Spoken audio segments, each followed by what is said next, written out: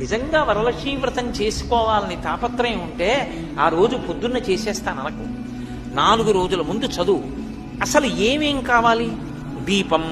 దీపం, ఒత్తులు, ఆవు నెయ్యి లేదా నువ్వుల నూనె రాయి.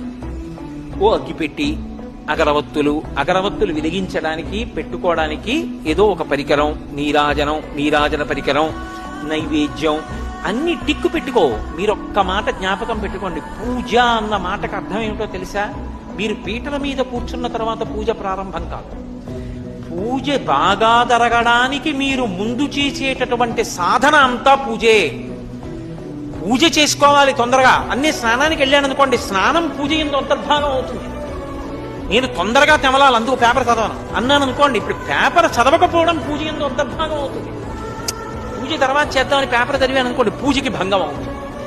అందుకే పూజ చేస్తూ ఏం చెయ్యాలి?